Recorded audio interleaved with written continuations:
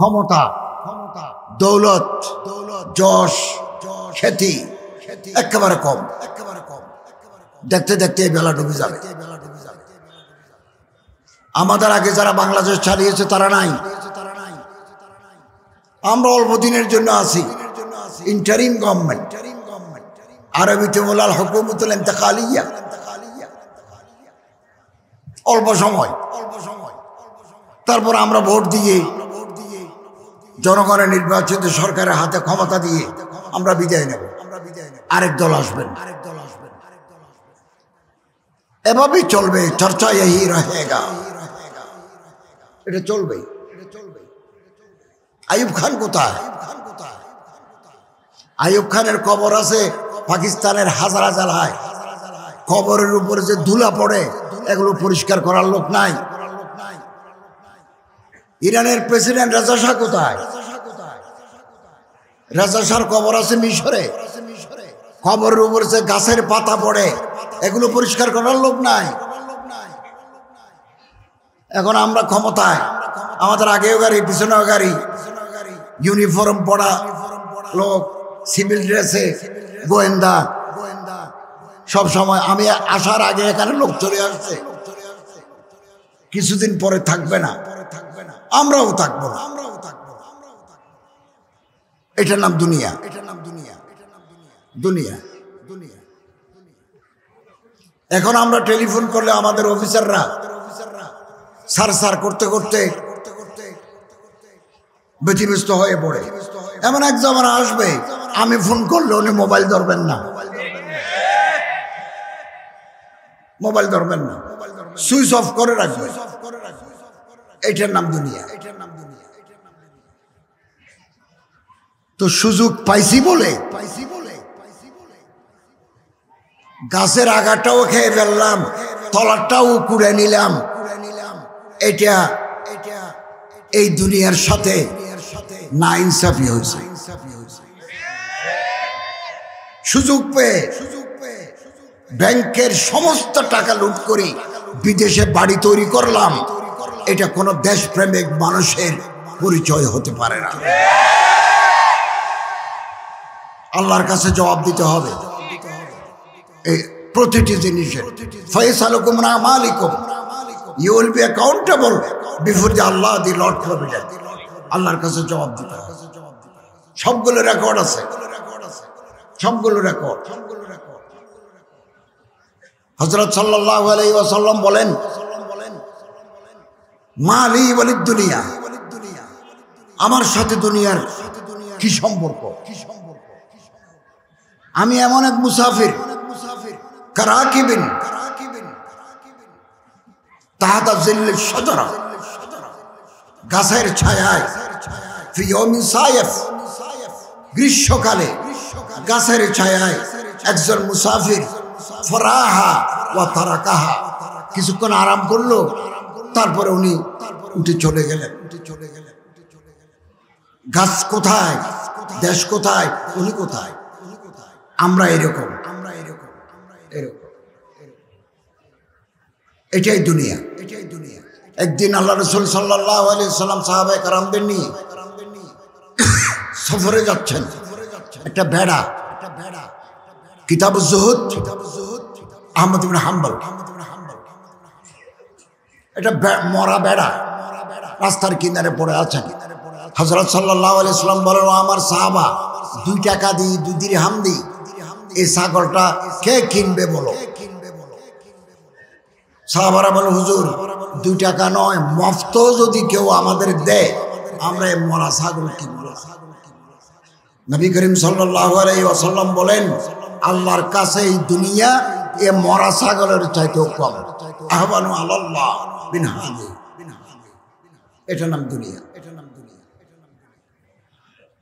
যে পুলিশ আমাদের পাহারা দেয়, সেলুট মারে, সময়ের ব্যবধানে এই পুলিশ আমারে হাত করা দেবে, এটা নাম দুনিয়া। এটা নাম দুনিয়া। এই জন্য আমি রাতের বেলা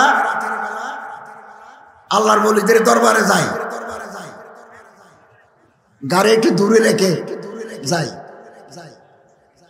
সাধারণত রাষ্ট্রীয় দায়িত্ব থাকার কারণে without protocol, without gunman, we can't travel to any parts of the country. আমরা পারি না। ওই চুল কাটতে হলে ওই সেলুনওয়ালাকে ঘরে ডাকি। কয়দিন বহু মানুষ ঘর বানায়, বিল্ডিং বানায়, তিনি জানেন না এই বিল্ডিংয়ে উনি থাকতে পারবেন না। থাকার জন্য কটা বাড়ি লাগে, কটা বাড়ি লাগে। একটা যুদ্ধের মাধ্যমে আমরা এই দেশ অর্জন করেছি। লক্ষ কোটি উলামায়ে কেরামের চোখের পানির বরকতে এই দেশে মসজিদ, মাদ্রাসা, খানাকাহ ভর্তি হয়ে গেছে।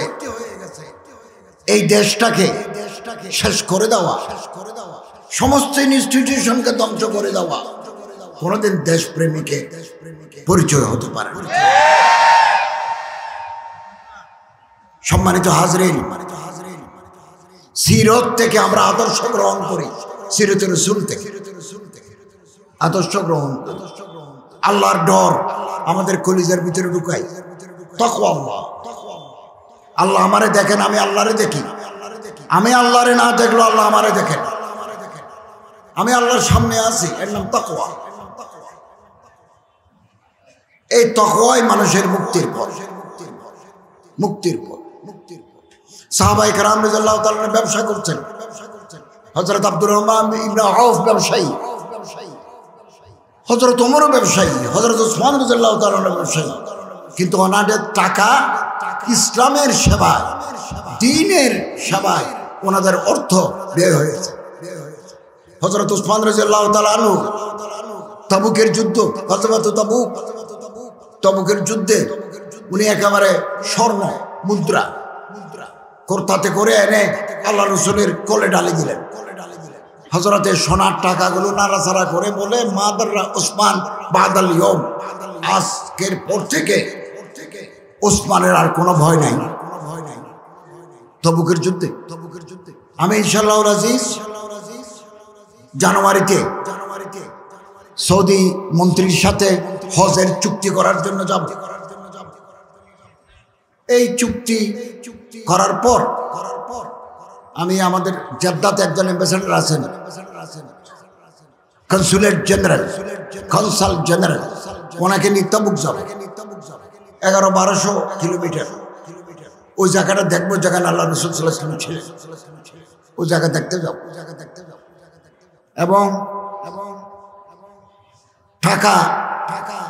টাকাটা ভালো, টাকা থাকলে হজ করা যায়, টাকা থাকলে যাকাত দেওয়া যায়, টাকা থাকলে মসজিদ মাদ্রাসা তৈরি করে দেওয়া যায়, টাকা থাকলে ইসলামের খেদমত করা যায়, যুদ্ধের ময়দানে, যুদ্ধের তহবিলে দান করা যায়। কিন্তু টাকা যদি আমারে গোমরাহ করে ফেলে, এই টাকা আমার জন্য অভিশাপ, অভিশাপ। সম্মানিত হাজরিন, নবী করিম সাল্লাল্লাহু আলাইহি ওয়াসাল্লামের পুরো জীবন,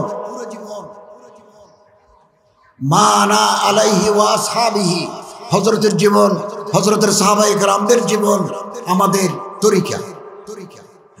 এখন আলহামদুলিল্লাহ বাজারে সিয়রুস সাহাবা 17 খণ্ড বাজারে আসছে বাংলা হয়ে।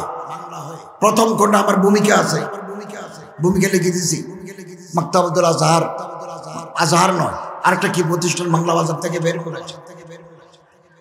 এখন আলহামদুলিল্লাহ আমরা মাদ্রাসায় পড়ার সময়, ইউনিভার্সিটিতে পড়ার সময় বাচ্চা হারুনুর রশিদ, মামুনুর রশিদ, স্পেনের ইতিহাস, ফাতেমিদের ইতিহাস, উত্তর আফ্রিকার ইতিহাস, খুব বাংলা বই ছিল না, ইংরেজি বই ছিল। এখন আলহামদুলিল্লাহ ডক্টর আলী সাল্লাবি সারজানি আরবিতে এত বড় বড় কিতাব লিখছেন। বাংলাদেশের তরুণ ওলামা, অনুবাদক, লেখকরা সুন্দর বাংলায় তর্জমা করে বাংলা ভাষা সাহিত্যের উৎকর্ষ সাধন করে। প্রতি বছর এই দেশ থেকে কুয়েত, কাতার, বাহরাইন, মিশর, মালয়েশিয়া, সৌদি আরব, তুরস্ক, সব জায়গায় কোরআন প্রতিযোগিতা হিফজুল কোরআন প্রতিযোগিতায়, কেরাতুল কোরআনের প্রতিযোগিতায় বাংলাদেশের ছেলেরা, বাচ্চা বাচ্চা ছেলেরা 1 নম্বর 2 নম্বর 3 নম্বর পুরস্কার নিয়ে আসছেন। এদিন কুয়েত 1 নম্বর 3 নম্বর বাংলাদেশি, তুরস্কে 1 নম্বর বাংলাদেশি, বহুদিন যাবত এটা করে আসছে। অথচ বাংলাদেশ, এখানে আমরা আরবিতে কথা বলি না, গায়রু নাতিকিনা বিহা, গায়রু নাতিকিনা বিহা।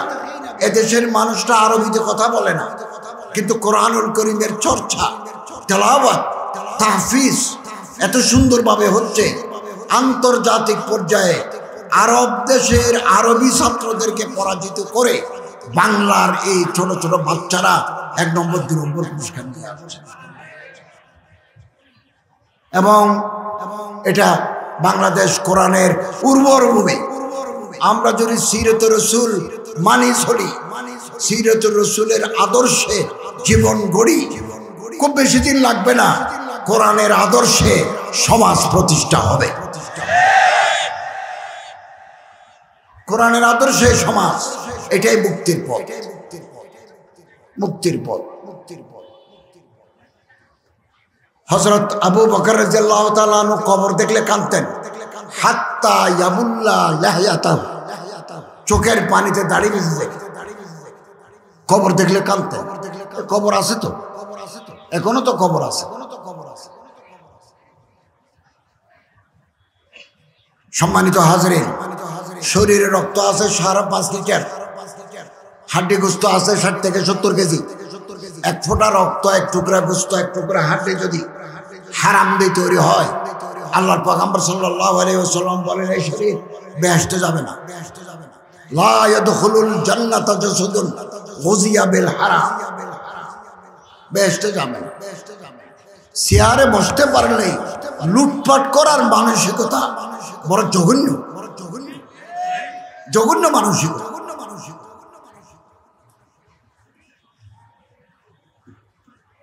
1 ফোঁটা রক্ত, 1 টুকরা গোস্ত হারাম দিয়ে যদি তৈরি হয়, এই শরীর বেহেশতে যাবে না। আমাদের ভবিষ্যৎ কি? ভবিষ্যৎ কি? সম্মানিত হাজরিন, হুজুর আকরাম সাল্লাল্লাহু আলাইহি ওয়াসাল্লাম যে সাহাবায়ে কেরাম তৈরি করে গেছেন, ওনাদের আদর্শ, ওনাদের জীবনধারা আমাদের জন্য উজ্জ্বল আলোকবর্তিকা, আলোকবর্তিকা। এক দেশ থেকে আরেক দেশে চলে গেছেন দাওয়াত, তাবলীগ, তালিম, জিহাদের জন্য। আফ্রিকায় যাচ্ছেন, উকবা ইবনে নাফে কিছু মানুষ পাইলি বলতেন, ভাই এক আল্লাহ ছাড়া কোনো মাবুদ নাই, হযরত মুহাম্মদ সাল্লাল্লাহু আলাইহি ওয়াসাল্লাম আখিরি নবী, লা নবিয়্যা বাদি, লা নবিয়্যা বাদা, কোরআনুল কারীম আল্লাহর কিতাব, এটা মানি চলবে। সবাই বলল আমরা তো কথা আর শুনি নাই। সাহাবায়ে কেরামের কথা বলার পরে বলতেন, হাল মিন ওয়ারাইকুম আহাদুন, তোমাদের পরে কি আর কোনো দেশ আছে, কোনো মানুষ আছে? বলো আছে তো। আবার গেল 50 মাইল, এই সুদান, সোমালিয়া, আফ্রিকা, মারাকাশ, এগুলো এভাবে মুসলমানদের অধীনে এসেছে। এমনি আসে নাই, এমনি আসে নাই। তারপর একেবারে চলে গেল মারাকাশ, আল মাগরিব, যেটার নাম আধুনিক নাম মরক্কো। দাওয়াতি কাজ করে, তসবিহও আছে, জায়নামাজও আছে, কোরআন শরীফও আছে, তরবারিও সাথে রাখছেন। তসবিহ যদি টান মারে, জায়নামাজ যদি কেড়ে নিতে চায়, আল্লাহর কালামের সাথে যদি বেয়াদবি করে, তাহলে তরবারি ঝলসিও। হযরত শাহজালাল রাহমাতুল্লাহ আলাইহি সিলেটে এসেছেন, আমরা জানি না।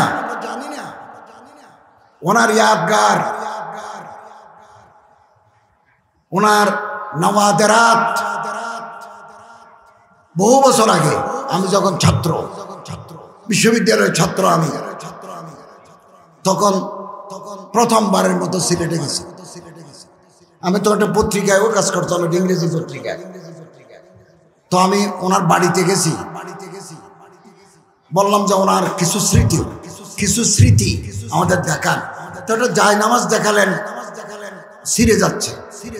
একটা স্যান্ডেল দেখালেন, গাছের খরম। আর একটা তলোয়ার দেখালেন, তলোয়ারের ডাঁট যেটা আছে কাঠের, এটা নষ্ট হয়ে গেছে, তলোয়ারটা আছে অনেকগুলো। আমি মনে মনে ভাবলাম, আল্লাহ রে বলি, বাংলাদেশে দাওয়াত তাবলীগের কাজ করার সময় তলোয়ার আনতেও ভুলেন নাই, জায়নামাজ আনতে ভুলেন নাই, কোরআনুল কারীম আনতে ভুলেন নাই, খরম আনতে ভুলেন নাই, তলোয়ারি আনতেও ভুলেন নাই। এগুলো সুন্নত রাসূল। তো মরক্কো পর্যন্ত যাওয়ার পরে সাহাবায়ে কেরামের দল জিজ্ঞাসা করলেন, হাল মিন ওয়ারাইকুম আহাদুন, হাল মিন ওয়ারাইকুম সাবিতুন আহাদুন। বলো আছে তো, তবে আপনারা যেতে পারবেন না। কেন? মাঝখানে যে পাহাড়, এই পাহাড়ে হায়েনা আছে, এটা কুকুরের মতো, নখটা খুব লম্বা, হায়েনা সাইজও কুকুরের মতো। হায়েনা আছে, বাঘ আছে, সাপ আছে, রাস্তা নাই। সাহাবায়ে কেরাম রাদিয়াল্লাহু তাআলা আনহুম বলেন, তুমি এটা চিন্তা করো না, মানুষ আছে কিনা বলো, আমার দাওয়াত দরকার, আমার তালিম দরকার, সিরাতুর রাসূল পৌঁছানোর দরকার। তারপরে সাহাবায়ে কেরামদের বলে, রাস্তা কাটো, পাহাড়ের উপর দিয়ে রাস্তা কাটো, যে রাস্তা দিয়ে কেবল ঘোড়া যেতে পারে। তারিখুল মাগরিব, তারিখুল উনদুরুস কিতাবে লেখা আছে, পাহাড় কেটে যাচ্ছেন। এবং কমান্ডার ইন চিফ হযরত উকবা ইবনে নাফে পাহাড়ের উপর উঠে এভাবে হাত দিয়ে বলেন, ইয়া আইয়াতুহাল হাইয়াত ওয়াস সাবাহ, হে বন জঙ্গলের সাপ, বিষাক্ত প্রাণী, হিংস্র প্রাণী, নাহানু আসহাবু রাসূলিল্লাহ সাল্লাল্লাহু আলাইহি ওয়াসাল্লাম, আমরা আল্লাহর রাসূলের সাহাবী, আমরা এখানে দাওয়াত তাবলীগের কাজ করতে এসেছি, ইসলামের দাওয়াত দিতে এসেছি, সিরাতুর রাসূলের কথা বলতে এসেছি। ইরহালু আন্না, তোমরা আমাদের ছেড়ে চলে যাও, আমাদের জন্য জায়গা করে দাও। যদি রাস্তায় পাই কতল্লাহু, আমরা তোমাদের হত্যা করে দেব।